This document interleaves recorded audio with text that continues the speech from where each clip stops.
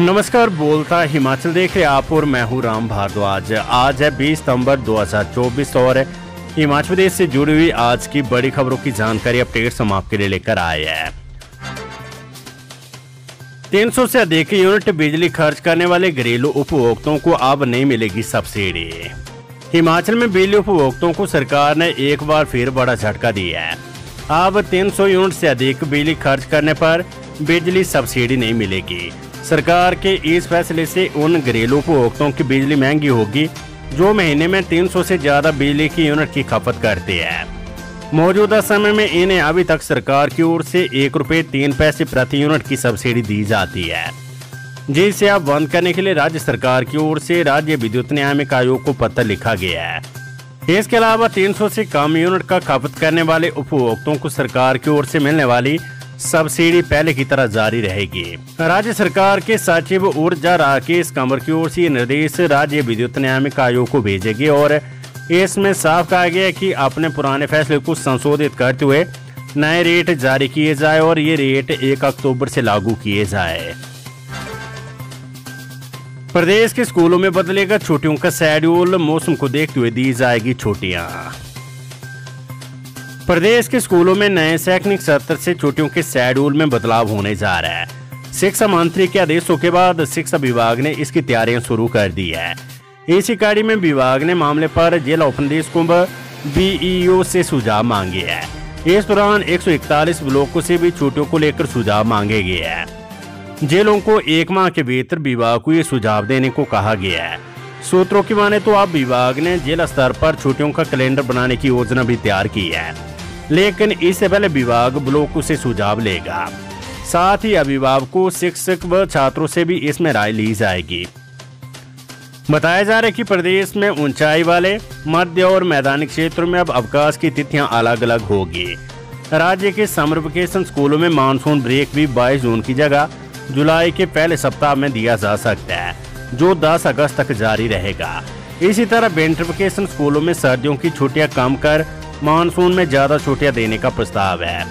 गौर हो कि प्रदेश के मौसम में बदलाव होने के कारण सरकार ने छात्रों की सुरक्षा को देखते हुए स्कूलों में छुट्टियों के शेड्यूल को बदलने का फैसला किया है।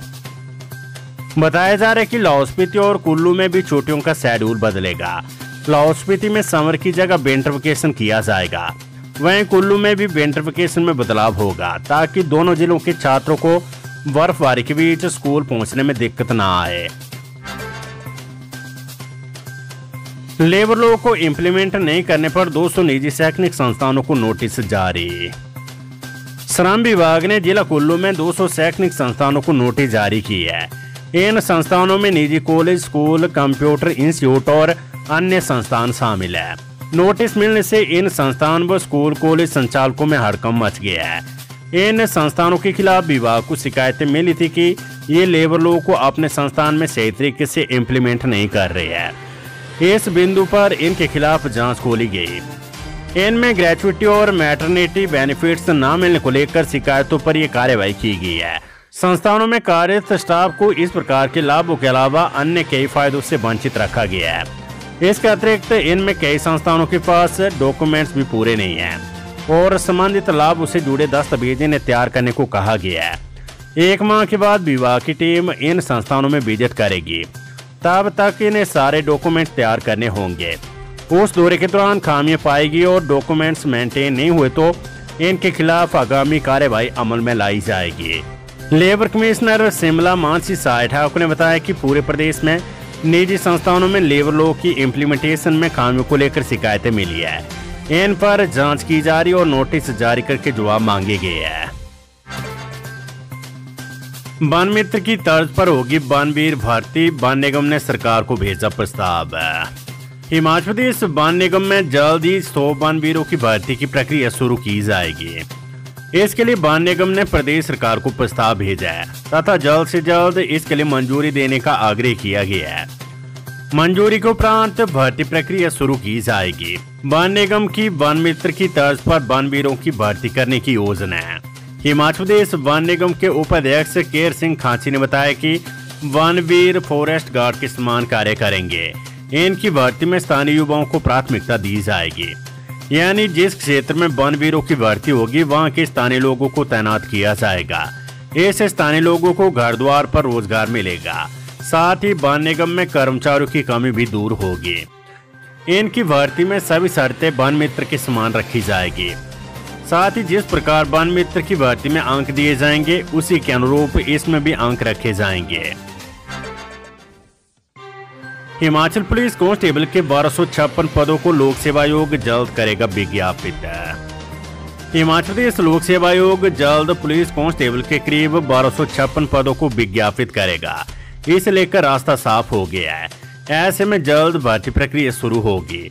प्रदेश सरकार ने बीते वर्ष पुलिस कांस्टेबल के पदों को भरने का निर्णय लिया था। हालांकि इसके बाद कई अड़चनों के चलते भर्ती प्रक्रिया शुरू करने में देरी होगी। इस बीच पदों की संख्या भी बढ़ाएगी और आयु सीमा में भी छूट दी गई है। पहले ये भर्ती पुलिस विभाग अपने स्तर पर करता था, लेकिन अब भर्ती का जिम्मा लोक सेवा आयोग को दिया गया है। आयोग ने इसके लिए एक सॉफ्टवेयर तैयार किया है। इसके लिए आयोग ने नेशनल इंफॉर्मेटिक्स सेंटर NIC की मदद ली है। सूचना है कि इसी माह पुलिस कांस्टेबल के पदों को विज्ञापित किया जाएगा। उल्लेखनीय है कि हिमाचल प्रदेश लोक सेवा आयोग पहली बार क्लास 3 पदों पर भर्ती कर रहा है। पुलिस कांस्टेबल के पद क्लास 3 के अंतर्गत आते हैं। जानकारी के अनुसार कांस्टेबल भर्ती में महिलाओं का कोटा बढ़ाकर 30% किया है। प्रदेश सरकार ने इस वर्ष जून में हुई कैबिनेट की बैठक में 1226 पदों में 30 पद और जोड़े थे। इस बार भर्ती स्टेट वाइज होगी। इस भर्ती प्रक्रिया के तहत फिजिकल टेस्ट और डॉक्यूमेंट्स की जांच पूर्व की तरह पुलिस ही करेगी। हिमाचल प्रदेश लोक सेवा आयोग ने सब्जेक्ट वाइज जारी किया स्टेट एलिजिबिलिटी टेस्ट का परिणाम। हिमाचल प्रदेश लोक सेवा आयोग ने स्टेट एलिजिबिलिटी टेस्ट का परिणाम घोषित कर दिया है।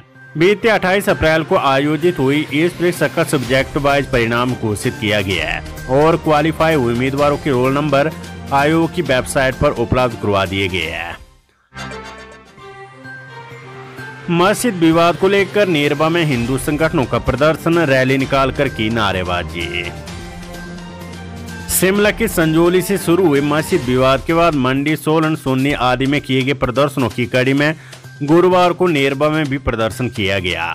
करनी सेन और हिंदू संगठनों के आह्वान पर आयोजित इस धरना प्रदर्शन में नेरवा में बड़ी संख्या में लोग सड़कों पर उतर आए। प्रदर्शन के दौरान सभी व्यापारियों ने अपनी दुकानें बंद रखी, जबकि प्रशासन ने इलाके में भारी पुलिस बल तैनात किया था। इस दौरान प्रदर्शनकारियों ने मस्जिद की ओर बढ़ने का प्रयास किया, लेकिन पुलिस ने हस्तक्षेप करते हुए उन्हें रोक लिया और स्थिति को शांत किया। ये तनाव बीते 11 सितंबर को शिमला में हुए प्रदर्शनकारियों व पुलिस के बीच हुई झड़प के बाद भड़का था, जिस कारण करणी सेन और हिंदू संगठन आक्रोशित हो गए। नेरवा में हुए प्रदर्शन में प्रदेश में बाहरी लोगों की बढ़ती संख्या पर रोक लगाने और उनकी पूरी वेरिफिकेशन करने की मांग उठाई गई।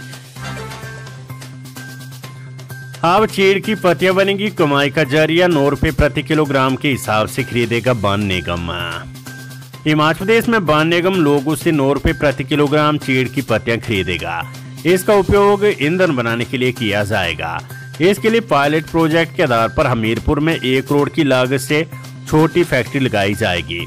यदि ये प्रयोग सफल रहा तो निगम राज्य में एक बड़ा उद्योग स्थापित करेगा। राज्य में हर वर्ष गर्मियों में हजारों करोड़ रुपए की वन संपदा आग की भेंट चढ़ जाती है।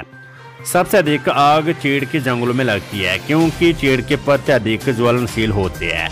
इस समस्या से निपटने के लिए वन विभाग हमीरपुर में चीड़ की पत्तियों से ईंधन पैदा करने वाली ईंटें बनाने के लिए एक फैक्ट्री स्थापित करने जा रहा है। इससे संबंधित प्रस्ताव को जल्द निगम की BOD की बैठक में लाया जाएगा। वहां से मंजूरी मिलने के बाद इसको लेकर अगली प्रक्रिया शुरू की जाएगी। BBMP के बाद सुप्रीम कोर्ट में 2 बड़े केस, हिमाचल सरकार ने खड़े किए नामी वकील। भाखड़ा ब्यास प्रबंधन बोर्ड के लंबित एरियर के मामले के बाद सुप्रीम कोर्ट में 2 बड़े केस इसी महीने लगे हैं। ये दोनों मामले जोगिंद्रनगर के सानन पावर हाउस को वापस लेने और JSW के किन्नौर स्थित प्रोजेक्ट से बड़ी हुई रॉयल्टी लेने को लेकर है। दोनों मामलों में 23 और 24 सितंबर को सुप्रीम कोर्ट में सुनवाई तय हुई है। 110 मेगावाट के सानन पावर हाउस की लीज खत्म हो गई है, लेकिन इसे पंजाब सरकार वापस नहीं दे रही है।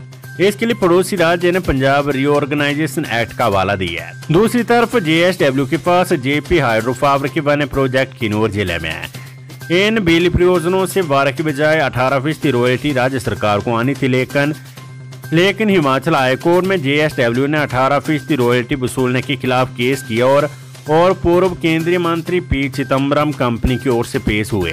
हिमाचल हाईकोर्ट में राज्य सरकार ये केस हार गई, इसलिए अब सुप्रीम कोर्ट जाना पड़ रहा है।